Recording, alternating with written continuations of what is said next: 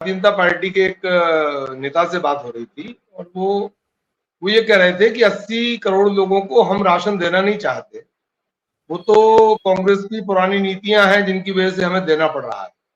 उनकी बात सही भी है कि पिछली मनमोहन सरकार ने जो फूड सिक्योरिटी एक्ट बनाया था उसके तहत उसके पालन में ये करना पड़ा। खैर, आज का जो मूल टॉपिक है, मैं उस विषय पर अपनी बात करना चाहता हूँ। असल में ये अध्यादेश असंवैधानिक अध्यादेश, मैं आपका ध्यान संविधान की संविधान के अनुच्छेद 123 पर ले जाना चाहता हूँ। अनुच्छेद 123 वो अनुच्छेद है जिसमें राष्ट्रपति को यह अधिकार है कि वो अध्यादेश जारी करे। इसकी 2 लाइन की कमेंट्री में उसको पढ़कर सुनाना चाहता हूं। राष्ट्रपति को जब यह समाधान हो जाता है कि ऐसी परिस्थितियां विद्यमान हैं जिनके कारण तुरंत कार्रवाई करना आवश्यक हो गया है, तो वह ऐसे अध्यादेश को हस्ताक्षर करेगा। क्या इस अध्यादेश से ऐसा समझ में आता है कि इस देश में ऐसी कोई विषम परिस्थिति आ गई थी कि हम किसी संसद के बैठने का इंतजार नहीं कर सकते? अध्यादेश उस परिस्थिति में लाया जाएगा जब संसद के दोनों सत्र नहीं चल रहे होंगे और देश के सामने कोई ऐसी विकट परिस्थिति आ गई होगी जिसमें कि ये अध्यादेश लाए बिना देश का बड़ा नुकसान होने वाला हो। तो कायदे से तो ये अध्यादेश जिस अनुच्छेद का पालन करते हुए, जिस अनुच्छेद का हवाला देते हुए, इसका आप अध्यादेश में देखिएगा, ये उल्लेख होगा अनुच्छेद 123 का। 123 का अनुच्छेद ये बताता है कि देश में विकट परिस्थितियों में ये अध्यादेश लाया जाए। मतलब ये आपातकाल है। जब कोई आपातकाल होगा, संसद नहीं बैठी होगी, बिना डिस्कशन के कोई आदेश, अध्यादेश, बिल, अधिनियम पारित करना होगा, लागू करना होगा, तो अध्यादेश लाया जाए। तो पहला तो मैं ये कह रहा हूं कि ये अध्यादेश असंवैधानिक है, हमारी मान्य परंपराओं के खिलाफ है।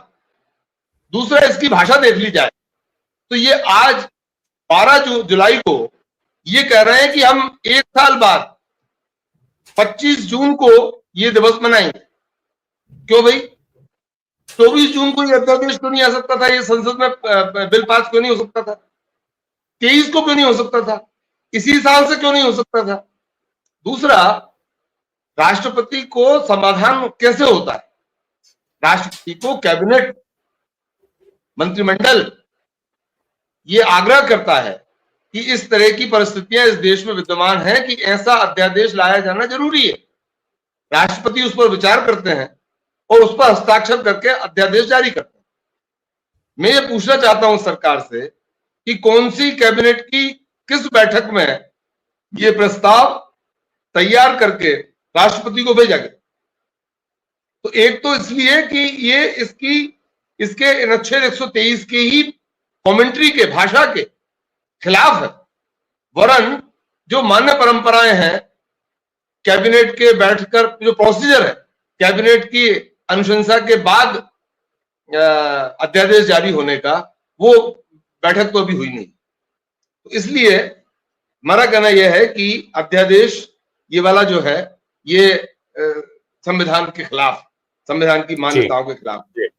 दूसरा, जिस आपातकाल की ये बात कर रहे हैं, वो आपातकाल संविधान के ही एक अनुच्छेद के पालन में लगाया गया। संविधान में ये प्रावधान था, ये इमरजेंसी व्यवस्था थी कि देश में आपातकाल लगाया जा सकता है। 1945, 46, 47, 48, 49, 50 वर्षों तक के अनुसंधान के बाद संविधान निर्माताओं ने यह तय किया कि कभी देश में ऐसी परिस्थिति आ सकती है कि आपातकाल लगाया जाए। आपातकाल क्यों लगाया गया हो सकता है जी। बहुत सारी बातें ऐसी हैं जो सार्वजनिक रूप से कहने की नहीं है, जिनकी वजह से आपातकाल लगाया गया, और वे बातें ऐसी हैं जो बातें आज भी हम नहीं कह सकते। इसलिए कितनी ही बार घर के मुखिया को ऐसे कटु निर्णय लेने होते हैं। बच्चे से कहना पड़ता है चुप होकर एक तरफ बैठ जाओ। एक बच्चा जिसे उंगली पकड़कर चलना सिखाते हैं, जिसको मामा मामा पापा पापा कहकर बोलना सिखाते हैं, उससे कहते हैं चुप होकर एक जगह बैठ जाओ। उंगली पकड़कर चलना सिखाना, मामा मामा करके बोलना सिखाने के बाद भी उसे कहना पड़ता है। इसलिए हमने इस देश के संविधान ने इस देश को चलना सिखाया, इस देश को बोलना सिखाया, अभिव्यक्ति की आजादी सिखाई। और एक समय जब ऐसी परिस्थिति बनी कि इस देश में आपातकाल जरूरी था, आपातकाल लगाया गया। इस पर हम ये चैनल चाहे जब चाहे अपन बात कर लेंगे कि किस तरह से समाप्ति के लिए आपातकाल जरूरी था, किस तरह से रेल के राष्ट्रीयकरण के लिए, बैंकों के राष्ट्रीयकरण के लिए आपातकाल जरूरी था। उस समय देश हमारा 25 साल का हुआ था कुल, और देश के राजे रजवाड़ों पर इतना खर्च होता था, इतनी सारी संपत्तियां उनके पास थी कि संपत्ति के अधिकार के रहते, जो कि एक मौलिक अधिकार था उस समय, अब नहीं है, पर संपत्ति के अधिकार के रहते उनको वो अधिकार छीन नहीं जा सकते। 25 तारीख को 25 मैं अपनी एक बात और कहना चाह रहा था कि इस अध्यादेश की उम्र कितनी है। कोई भी अध्यादेश संसद के अगले सत्र के साथ ही उसको पास कराना होता है। तो अभी हमारा बजट सत्र आने वाला है, उस बजट सत्र के साथ ही सस्पेंड हो जाएगा यदि इसको पास नहीं करा पाए तो। यदि इसको पास कराने की कोशिश की, भाई लोकसभा में तो पास हो ही जाएगा ना, वो तो खींच खाच के किसी भी तरीके से विपक्ष रहे ना रहे वो कर ही लेंगे। पर बात तो सर मैं जिस तरफ इशारा कर रहा हूँ, बात तो करनी पड़ेगी आपको। पास तो करा लेंगे और उस पर डिस्कशन तो करना पड़ेगा। तो बजट सत्र यदि आपने 7 दिन का रखा तो उसमें कितना लंबा समय आपका इसमें चला जाएगा।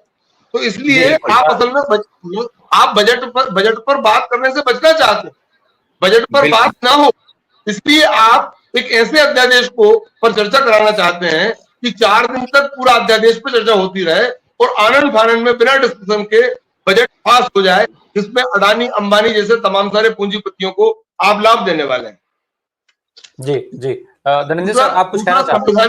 राहुल की जो बात थी वो आज के समय की बात, आज के लोग स्पंदित हो रहे थे उससे, लेकिन आपातकाल के मामले में आप और हम जैसे लोग जिनने आपातकाल देखा ही नहीं, जिनका आपातकाल के बाद जन्म हुआ या जन्म हुआ भी तो हम छोटे थे, हम लोग उस बात से स्पंदित होने वाले नहीं हैं।